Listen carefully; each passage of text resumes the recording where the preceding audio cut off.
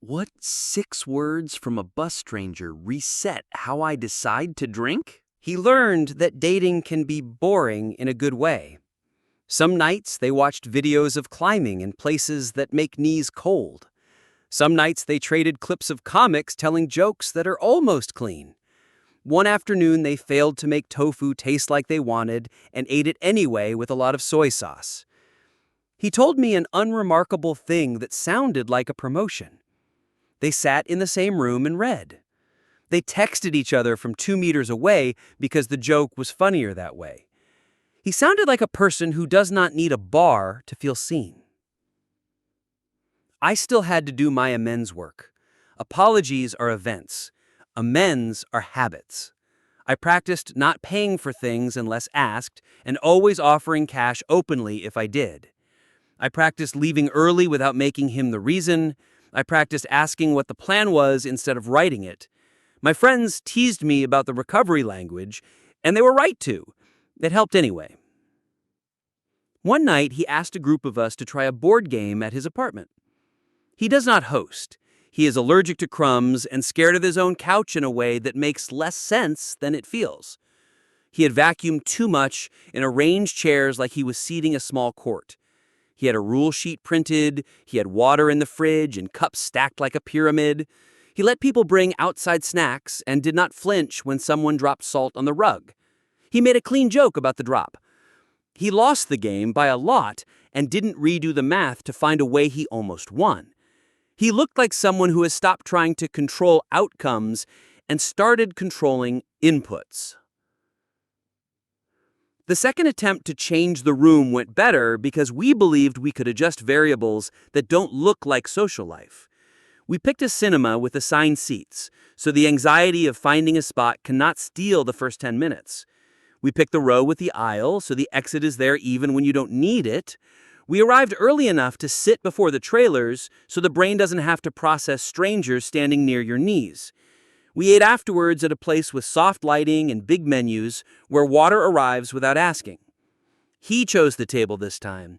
He chose the corner that made sense. He told a story about a spreadsheet that compares flower brands like cars. We nodded because flower is boring until a person you like talks about it. The woman from the bar, the first one, wrote me months later. She had stumbled onto my message thread because her app suggested old contacts. She wished me well. She asked if the man from the bar was okay. Not nosy, just human. I told her the truth she is allowed to know. He is climbing, he is reading, he is learning. She sent one line back that I taped into the notebook. Good, it said. Real timelines are slower and cheaper. I asked Len whether I could send her a thank you by name for her kindness. He said yes, if the note was small. I sent an electronic gift card for a coffee place and wrote 7 words. Thank you for being careful that night. She replied with a thumbs up and a latte thoner. That was the correct size.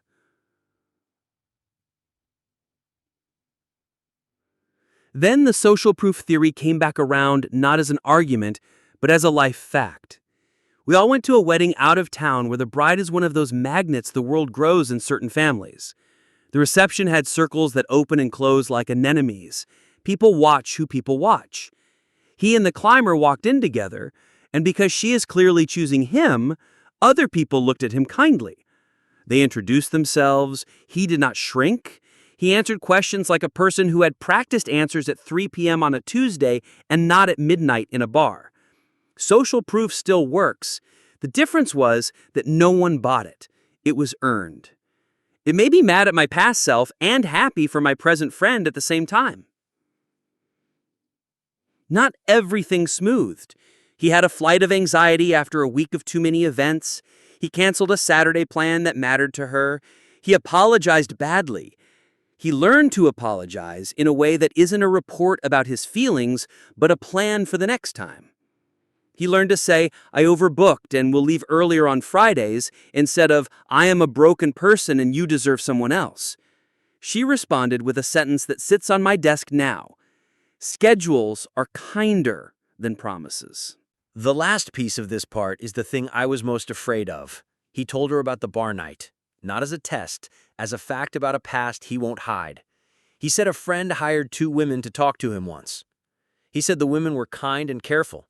He said it helped for an hour and hurt for a month. He said he is not mad every day. He said he is not proud of what happened next, which was nothing for a while. He said he is trying to keep his life free of stunts. She listened. She said that sounded human. She did not ask my name. He did not offer it. I don't know if she knows this story belongs to me. I hope it doesn't need to. I thought about writing to him to say thank you for not making me the villain in an origin story. I didn't. I put the notebook away and bought a cheap timer for my kitchen. Not for cooking, for leaving. I set it for 90 minutes when I go to his place so I don't overstay. You don't fix a friendship with grand gestures. You fixed it with timers and exits and clean cash and no lectures. The rule holds. Change the room, don't hire the feeling. I used to think stories needed a clean ending. I like receipts in folders and cards in sleeves. I like paid stamped in red on envelopes. This one refuses. It keeps opening tabs quietly and asking me to look at them. One tab is the money. I spent $300 to stage an hour. It bought a moment and a wreck. If I had put the money into groceries and time, we might have gotten a different hour honestly. I can't retroactively fund kindness. I can only fund next month's boring things. Sometimes I buy pizza for the game night and say it out loud. I'm paying because I want pizza, not because anyone owes me. It's a little ridiculous, and it makes the room honest. Another tab is the rule about changing rooms. It scales better than I expected. We used it at a friend's birthday with a cousin who hates crowded bars. We moved the party to a park at noon. 4 people left early to put their kids down. Nobody yelled about it. The birthday person said it was the best. We used it at a museum. Anxiety lives in lines. We bought tickets for the first slot and stood where the line asks least. The day felt possible. It is not old wisdom. It is practical. It is the kind of help that does not require a secret. A third tab is the 2 women from the bar. I have a list now for hiring people. Only hire for tasks you described to your grandmother. Only hire for group comfort. Never hire humans to move a friend's reputation. If someone asks me to do what I did, I say no and hand them the line the barista sent me. Make the group comfortable, not the man look chosen. They don't like it. They also stop asking. The tab that hurts is the friendship. We are not as close as we were. That is fair.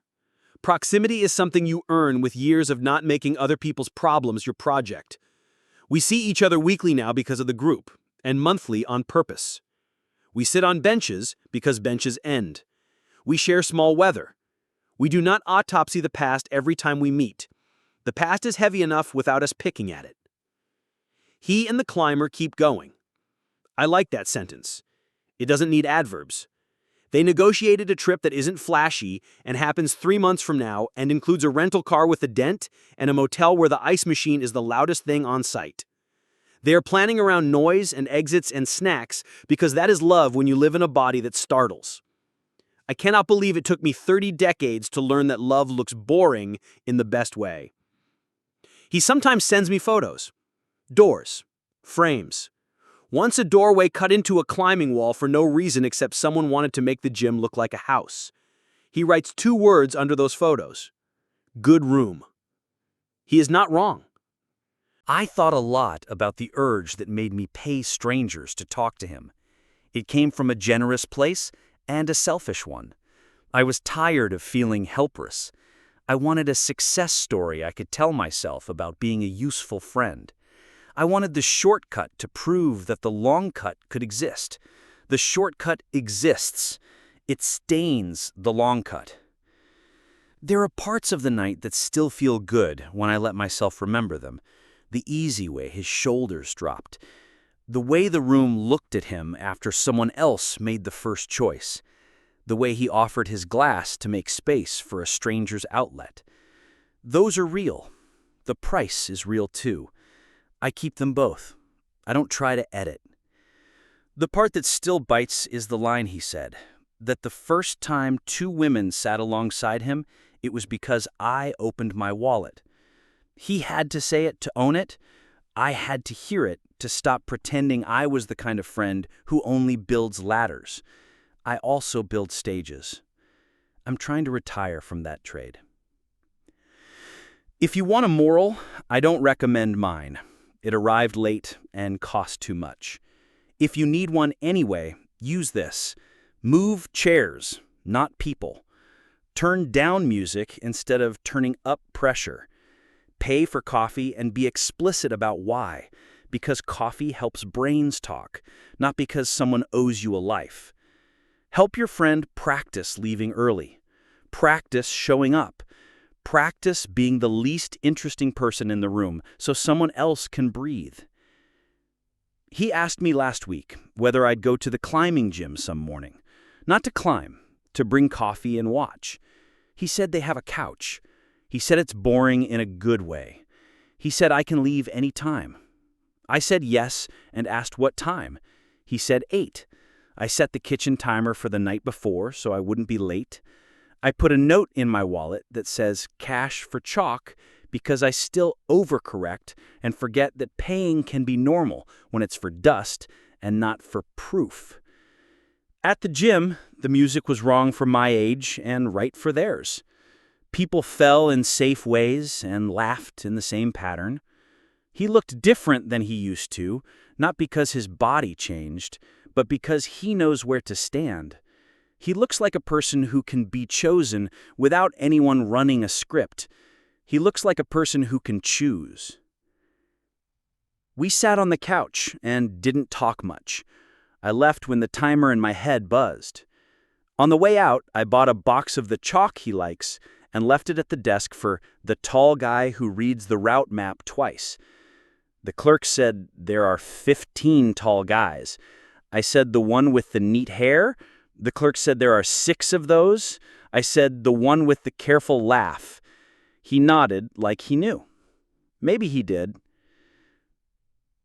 I walked to the car and felt the old urge to write an ending that sounds like a thesis. I didn't. This story is real life, not a lesson. It has a start that is embarrassing, and a middle that is useful, and an end that gets written again next week when 2 people decide whether to meet on Tuesday or Wednesday. I'll keep the rule. Change the room. Don't hire the feeling. And I'll keep the other one that took me too long to see. Boring is the treatment. The receipt is filed. The friendship is smaller and clean. The door we broke is now a frame. He walks through it. I stand to the side where friends are supposed to stand. I learned the only drinking rule that ever stuck on the back seat of a city bus. I was 16, loud in the way you get when you're tired of being quiet. My best friend and I had 2 warm cans in a paper bag and a plan that didn't extend past the next hour. Summer light made everything look cheaper and more possible. We took the back row like we owned it. The bus smelled like vinyl and heat and the kind of perfume that is really soap. At the 3rd stop, a man slid into the seat across from us. Knit cap, sun-browned skin, tired eyes, clean hands. He wasn't selling anything. He wasn't looking for trouble. He sat like a person who used to ride this route for work and now rode it to stay in motion. He watched the windows, not us. The driver took a corner too hard. A can in our bag tapped metal and announced itself. No one else on the bus turned. The man did. He didn't lecture. He didn't ask our ages. He didn't say a word about laws or parents or police. He offered a single sentence I have repeated for myself for years. Only drink in joy, never in sorrow. He said it the way a nurse says, press here. Not moral, practical. He added that sorrow turns alcohol into a door that only opens one way, and once you choose that door, you will walk through rooms you didn't know existed. He said we were young, and he was not, and he hoped we had better maps than he did. Then he faced the window again. There are 4 kinds of advice teenagers ignore: long, loud, threatening, and correct. His was none of those. It was short, quiet, and shaped like a rule you could actually use. I laugh because that's what you do when you're 16 and an adult speaks softly. My friend rolled her eyes. The bus hit another corner. My stomach did a small, honest move that told the truth under the laugh. I was not joyful.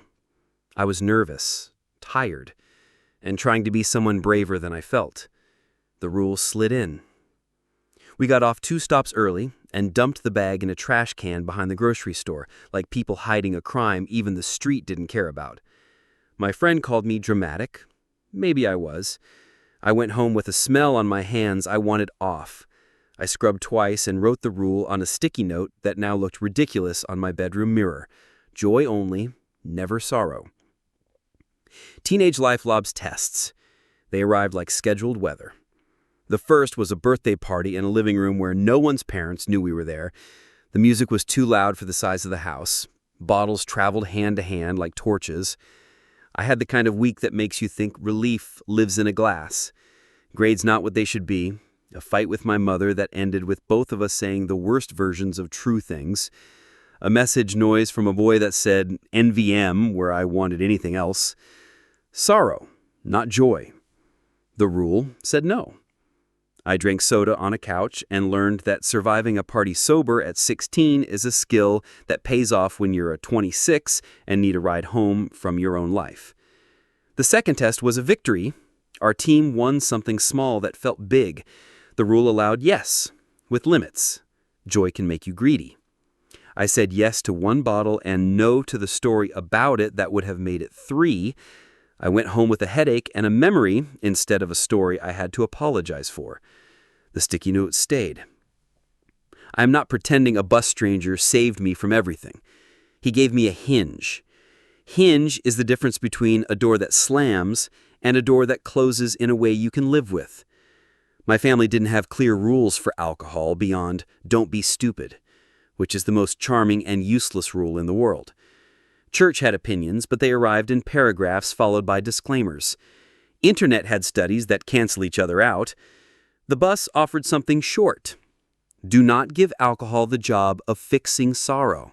It does the opposite. I kept the rule mostly private. I didn't preach. I used it like a filter on my own choices. There were nights I wanted to test the opposite, drink to feel better and let that be the whole plan, but the rule wouldn't let me lie. I asked a different set of questions. Am I okay and celebrating? Am I okay and eating? Am I not okay and needing water? Am I not okay and needing to sleep? The rule sorted nights without me pretending. 2 things in that first year showed how thin the line can be. 1, my friend tried to pour joy on sorrow after a breakup that wasn't technically a breakup because nothing had started. She drank in a way that turned her face into someone else's. I sat with her on a bathroom floor that smelled like old shampoo while she cried from a place alcohol had opened like a cracked pipe. She was safe by midnight. She was empty in a way that lasted past noon. I carried the taste of that tile for a week and filed it under rooms you didn't know existed. 2. My father's job went bad, in a quiet way that families recognize. Less talk at dinner, more screens, fewer plans. He poured a drink on a Tuesday, because what else do people do on Tuesdays when the future leans? He was not a problem drinker. He was a problem worrier. The glass didn't help. It did the thing the busman warned, turned a mood into a root. He didn't spiral. He stalled. He came back fine. I stored the scene anyway. The rule didn't say I couldn't drink around sorrow. It said don't drink in it. I learned to tell the difference. By the time I graduated, the sticky note had disintegrated and the rule had moved somewhere behind my ribs. I didn't talk about the man on the bus. It felt private, almost superstitious. I kept other little methods from that ride too. Sit near windows. Don't carry glass to prove anything. Don't let other people pour for you unless they also pour water. Leave early on nights when your nervous system is already working overtime. Those aren't morality, they're oxygen. I saw my bus stranger once more that summer at a stop across from the library. He recognized me the way people recognize weather. He nodded, I nodded back. No words. That was right. Advice that works doesn't require a membership plan. In college, the rule would be tested properly. Campuses are factories that convert loneliness and freedom into strategies. Some strategies involve books, many involve cans. The first week, a girl down the hall taped a corkscrew to the communal bulletin board and wrote, "Borrow if you need," in bubble letters. The resident assistant gave a speech about safety that sounded like heavy furniture being moved around above our heads. My bus rule was small and portable and didn't care how old anyone was. I didn't realize how rare that would make me, and I didn't care. I just didn't want to find out what room sorrow could open for me if I gave it a key. I printed a new sticky note and hid it in the back of my first-year planner. I learned the campus version of the same truth. Joy makes a fine toast and a terrible anesthetic. The man on the bus hadn't told me to be perfect. He had told me to be surgical. That felt doable. People sometimes ask how you remember a sentence from years ago. You remember it if it's the only one that worked when the rest turned into noise. That's the beginning. Not a miracle, not a rehab pamphlet, just a rule I could follow without lying to myself, learned on a route that smelled like heat and cheap soap from a stranger who didn't try to be important. The rest of the story is what a rule like that does when life gives it a real test. It held, it cracked, it held again. And it changed how I understand happiness because the rule forced me to name it before I tried to drink to it. Joy only, never sorrow. That is the whole method. The rest is practice. College is where rules go to see if they were serious. Mine traveled light, joy, not sorrow. The campus sent experiments disguised as weekends. The first big test arrived before midterms. A senior I admired taught a Thursday seminar where ideas crashed into each other, and all of us pretended we weren't taking notes for the rest of our lives. After the last session, he invited everyone to a bar that sold a beer students love because it costs less than breakfast. I felt joy all the way down to my shoes. The rule gave a green light with conditions. Eat first, drink slow, water between, leave while you still like your own jokes. I did exactly that. The joy stayed joy. The night ended with a walk home and a stupid song under my breath that didn't become a habit.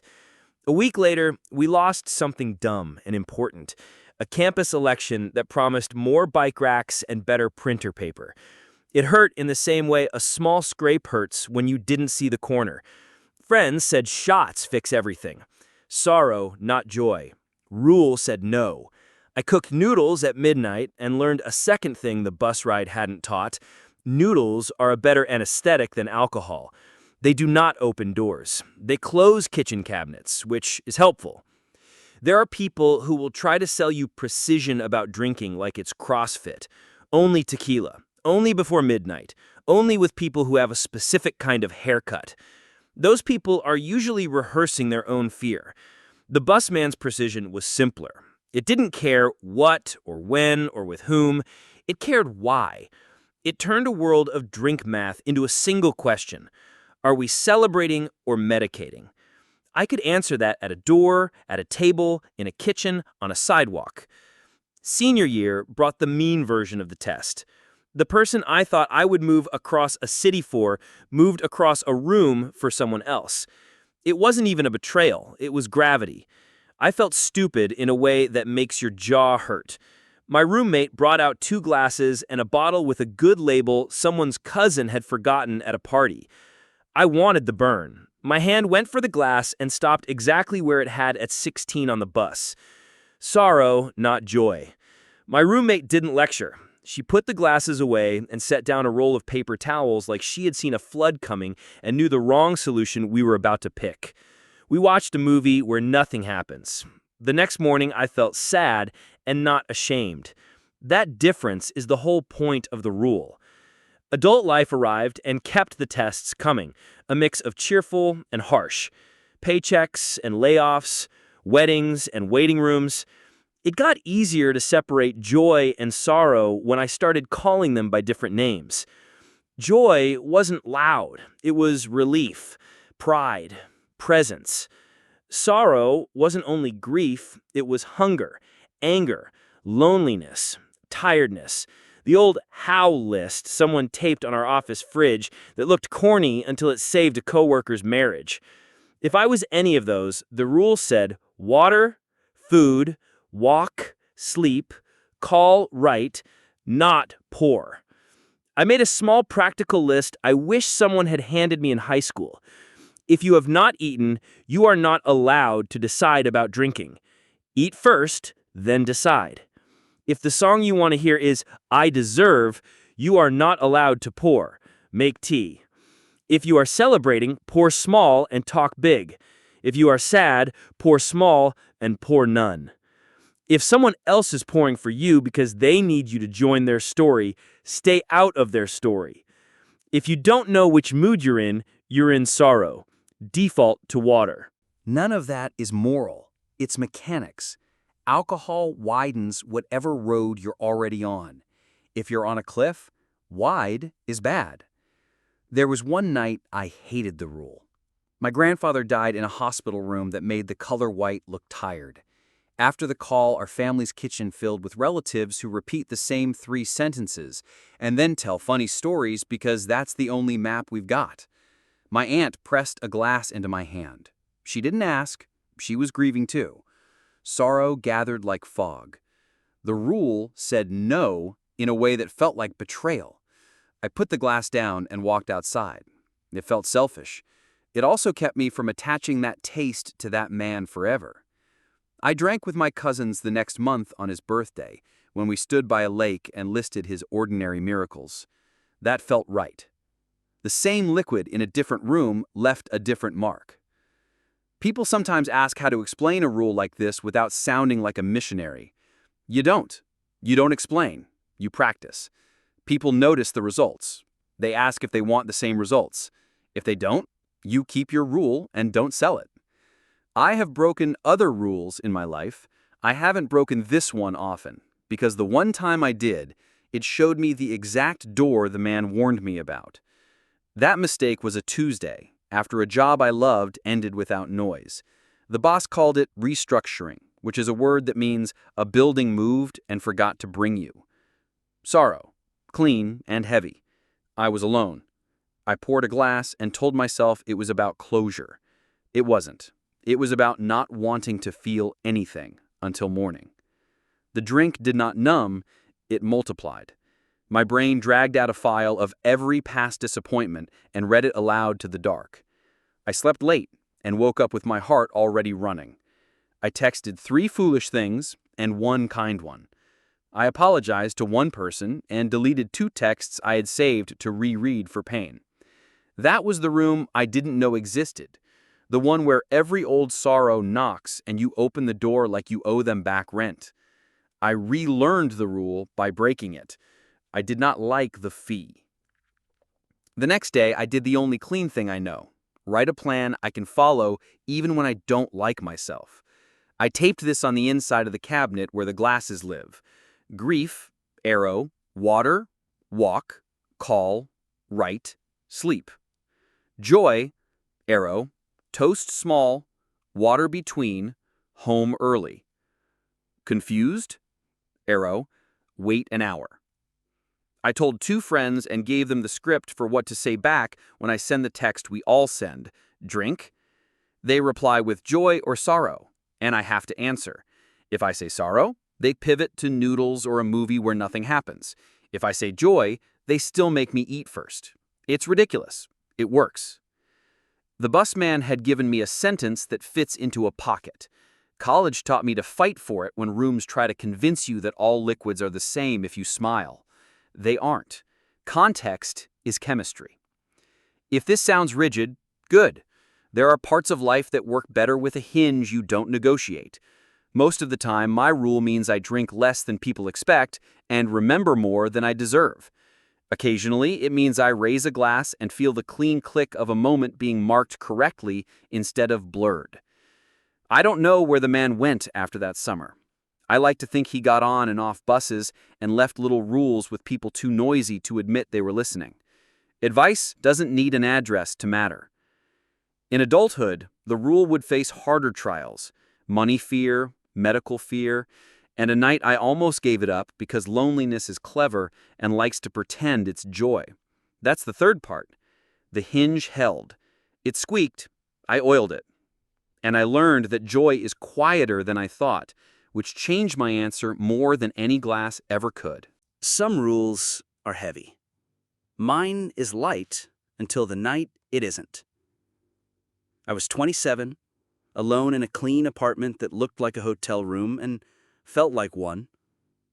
The job that made rent easy was also making my shoulders a permanent shrug. Friends were scattering into marriages and mortgages. The quiet in my kitchen after 9 p.m. felt like an opinion about my life.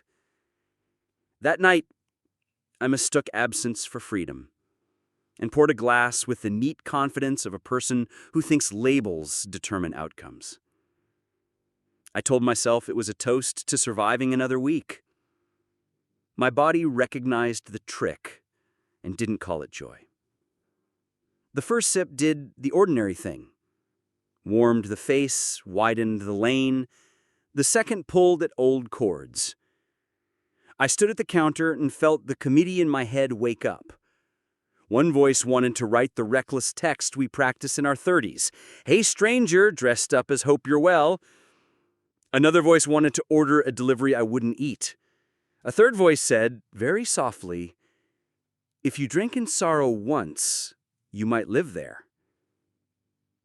I remembered the bus smell and the knit cap and the window and put the glass down like it was a tool I didn't earn the right to use. I am not pretending I'm heroic. I washed the glass and wanted to smash it. I walked outside without a plan and looped the block 4 times like a person pretending to be in a phone call. On the third loop, an ambulance crawled by. The driver looked bored and patient. The city felt big enough to tuck me in. I went home and made noodles and texted a friend the exact sentence we had rehearsed: "Sorrow, need a movie with nothing happening." She replied with a link to a 3-episode documentary about people fixing clocks. I fell asleep listening to metal decide to be precise again. The hinge stayed closed. The harder test came a year later when the sorrow wasn't mine alone. My mother called from a clinic. A number in her blood had misbehaved. Doctors are good at calling storms watchable. We watched for a month. I learned the geography of waiting rooms. Plastic chairs, glossy pictures of bodies that look like simplified maps.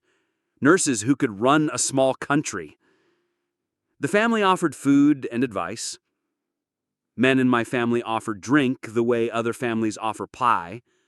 I loved them. I declined. That month, I carried the rule like a small stone.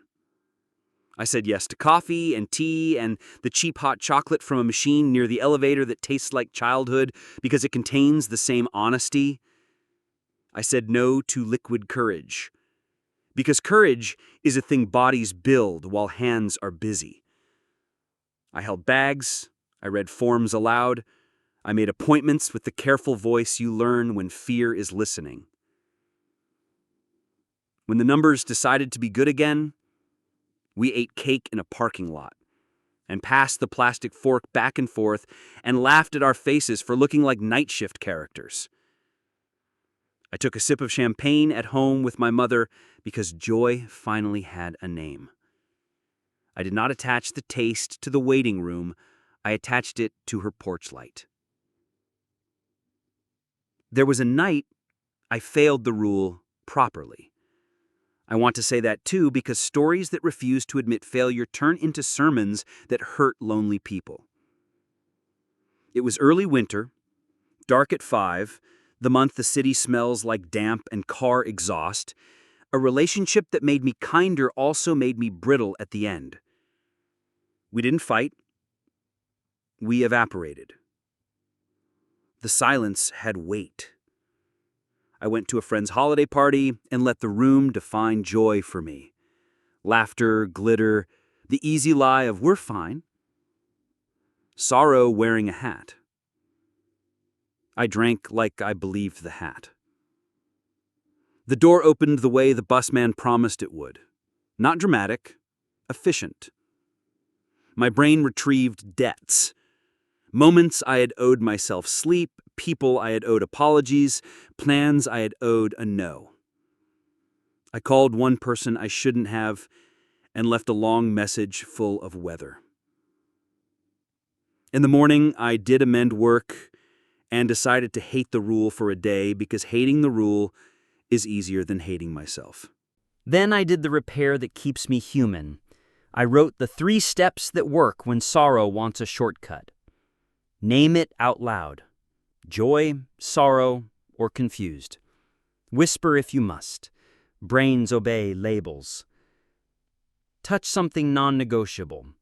Cold water, old wood, a dog's ear, a stone in your pocket. Bodies return to themselves faster than thoughts do. Ask the room to help. Sit near a door. Text the friend with the movie list. Make noodles. Walk the long way. I taped it next to the cabinet rule. It looked like kindergarten. It functioned like adult life. What kept me honest through those years was less the bus sentence itself and more the shape it made in my week. I built habits around it by accident. Food before drinks, water between, home before midnight, unless the people at the table are the ones who will visit you at the hospital. That last one is harsh and perfect. There is one more piece I need to say because it's why I'm writing this at all. The busman didn't ask us to throw the cans away. He didn't even suggest it. He stole shame's favorite line. He tied drinking to joy, not virtue. That move saved me from the exhausted performance I see in people who build identities around being above what other people do. I am not above anything. I am choosing a room. The rule made the choice simple enough that I can follow it even when my head is loud. And then the story came full circle. On a bus after work, 2 teenagers climbed into the back row with a bag that clinked. Summer light made everything look cheaper and more possible. I felt the old temptation to scold. Scolding at strangers is how adulthood pretends it's doing something. I sat across, elbows on my knees, and waited until one of them caught my eye. I said I wasn't the police and I wasn't their mom. I said one sentence a man once said to me. I said it without italics.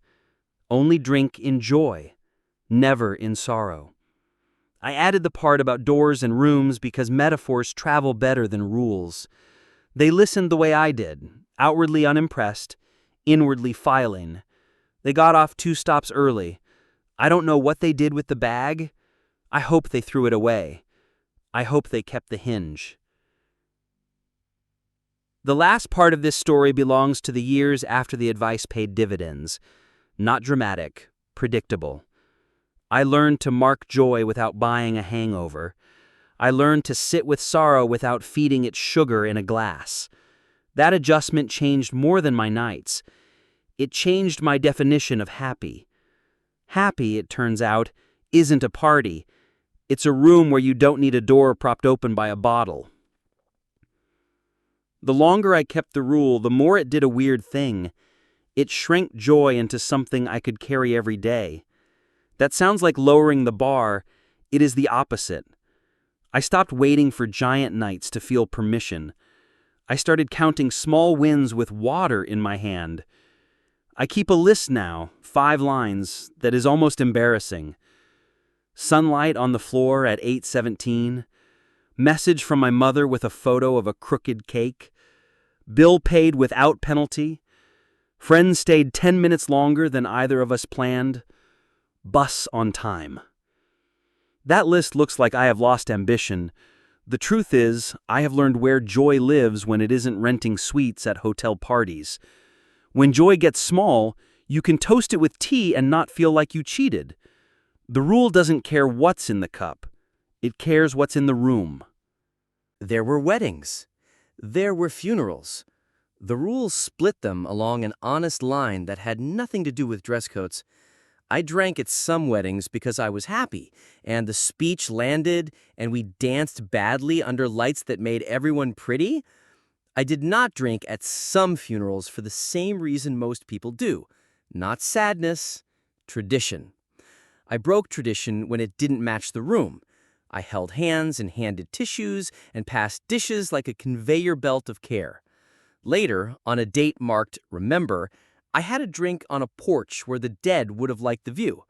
The taste attached to the porch, not their last day. That attachment is everything.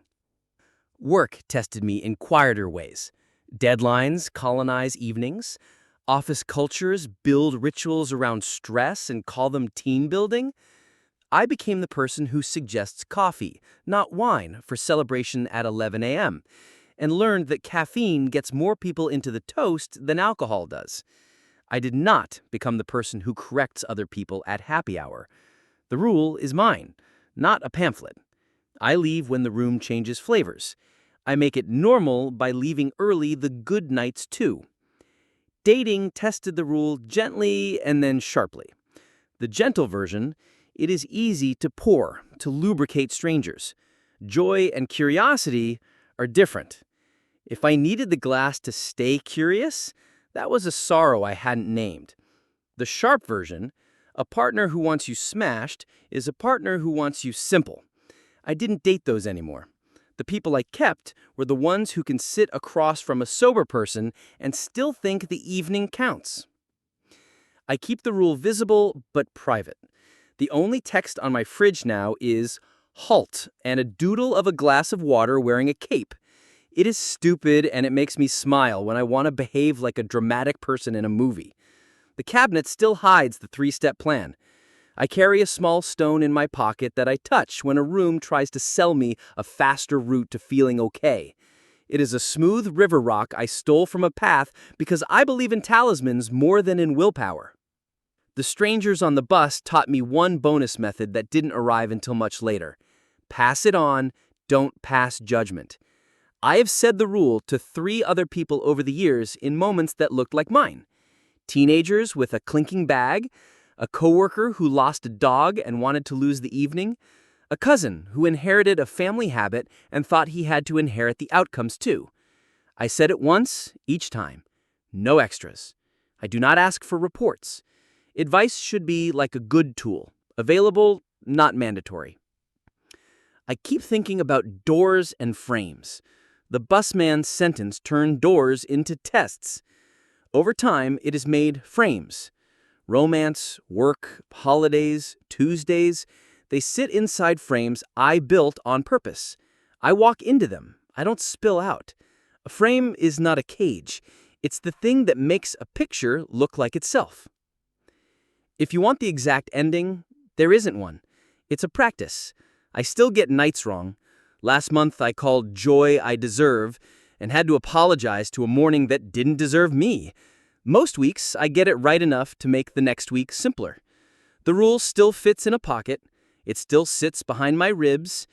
It still sounds like a voice in a knit cap, facing a window, uninterested in being a hero. I think of him when a life crisis shows up and polite people drop bottles on a table like names in a registry. I think of him when my mother laughs with a glass of seltzer and lime and says this is the same sound as champagne. I think of him when strangers on buses look like they just heard news they can't translate. I do not romanticize him. I do not even know if his rule saved him. That is not my business. He gave me a hinge. It keeps working. I hope it's working for someone else he gave it to on a day I was getting off 2 stops early. If you need a how-to because your brain wants one, here is mine. Free, unlicensed, boring, effective. Joy. Eat first, pour small, water between. Home while you still like your own jokes. Sorrow, water, walk, call, write, sleep. No pouring. Confused? Wait 1 hour and ask your body again. If the answer hides, it's sorrow. Treat it like weather. Friends, tell 2 people the rule in your words and give them permission to text joy or sorrow when they invite you out. Answer honestly, accept the plan they offer. Parties, stand by windows. Leave before the last song unless it's your wedding. Especially leave if it is your wedding and you think the dance floor owes you more than it will give. If that reads like a joke, good. Jokes travel better than commandments. I still ride buses. I still take the back seat sometimes. The city sells the same old stories on new nights. Once in a while, the air smells like soap and heat and someone else's plans. When it does, I put a hand on the smooth rock in my pocket and think of a man who saw me at 16 and chose to give me a rule instead of a speech. I keep a list now, 5 lines, that is almost embarrassing. Sunlight on the floor at 8:17, message from my mother with a photo of a crooked cake, bill paid without penalty, friends stayed 10 minutes longer than either of us planned, bus on time. That list looks like I have lost ambition. The truth is, I have learned where joy lives when it isn't renting suites at hotel parties. When joy gets small, you can toast it with tea and not feel like you cheated. The rule doesn't care what's in the cup, it cares what's in the room.